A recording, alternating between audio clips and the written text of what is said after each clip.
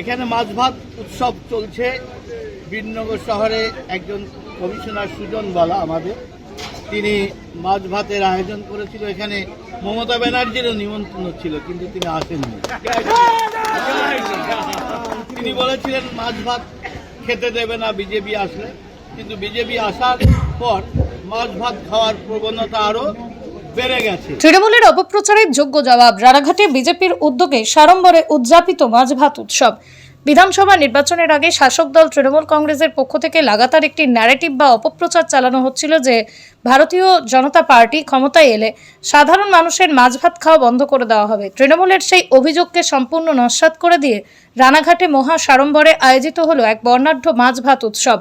এদিন রানাঘাট লোকসভা কেন্দ্রের বিজেপি সাংসদ জগন্নাথ সরকার এই উৎসবে উপস্থিত হয়ে তৃণমূল কংগ্রেস ও প্রাক্তন মুখ্যমন্ত্রী মমতা বন্দ্যোপাধ্যায়কে তীব্র ভাষায় আক্রমণ করেন।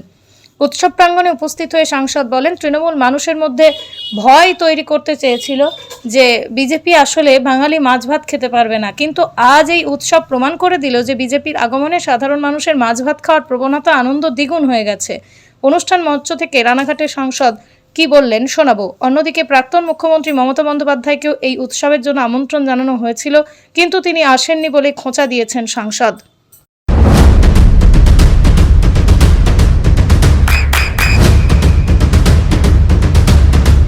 বৃষ্টিতে স্বস্তি। বৃষ্টি অ্যাকোয়া বিশুদ্ধ পানীয় জল। এর আগে তৃণমূল কংগ্রেস একটা ন্যারেটিভ চালাচ্ছিল যে ভারতীয় জনতা পার্টি যদি ক্ষমতা আসে নাকি মাছ ভাত বন্ধ করে দেবে। আপনারা মূলত কি উৎসব পালন করলেন? এখানে মাছ ভাত উৎসব চলছে। বীরনগর শহরে একজন কমিশনার সুজন বালা আমাদের, তিনি মাছ ভাতের আয়োজন করেছিল। এখানে মমতা ব্যানার্জিরও নিমন্ত্রণ ছিল, কিন্তু তিনি আসেননি। তিনি বলেছিলেন মাছ ভাত খেতে দেবে না বিজেপি আসলে, কিন্তু বিজেপি আসার পর মাছ ভাত খাওয়ার প্রবণতা আরো বেড়ে গেছে। তাই মানুষ সিদ্ধান্ত নিয়েছে যে মাছ ভাত থাকবে, কিন্তু মার্ক্সবাদকে যারা স্বাগত জানাচ্ছে তাদের দলও থাকবে না, মার্ক্সবাদীরাও থাকবে না। আজকে মূলত কে উদ্যোগ নিয়ে এই উৎসবটি পালন করলেন বা আয়োজন করেছিলেন? বীরনগরের কমিশনার সুজন বালা, তার উদ্যোগে নিমন্ত্রণ হয়েছে। সার্বিকভাবে বলা সবাইকে নিমন্ত্রণ ছিল, তৃণমূলীদেরও নিমন্ত্রণ ছিল। আপনার সন্তানের উজ্জ্বল ভবিষ্যতের সঠিক দিশা JRS public school. JRS public school, যেখানে শিক্ষা এবং আনন্দ একসাথে।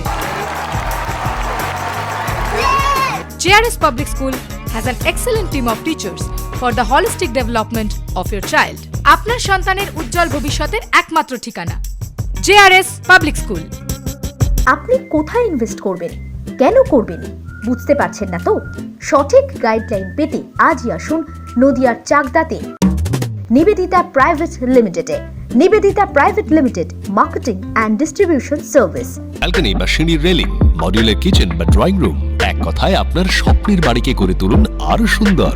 Chakdah ply centre, gorgeous look বা কোয়ালিটি সবেতেই number 1। Chakda ply centre, Chakda ply centre, KBM, Chakda, Nadia. হোমওয়ার্কটা করেছো? হ্যাঁ স্যার। এ বাবা, ভুল করেছো কেন? চোখে কেমন ঝাপসা দেখছি, লিখতে আর পড়তে খুব সমস্যা হচ্ছে।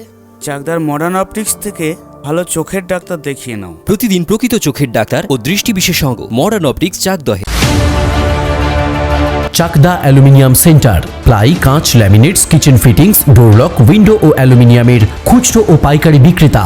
চাকদা অ্যালুমিনিয়াম সেন্টার, পূর্ব লালপুর 50 নম্বর রেলগেটের পাশে, চাকদা, নদিয়া। নদিয়া জেলার সবথেকে বড় বিল্ডার্স চাকদার মা মনসা বিল্ডার্স, রড ও সিমেন্টের পাইকারি ও খুচরো বিক্রেতা।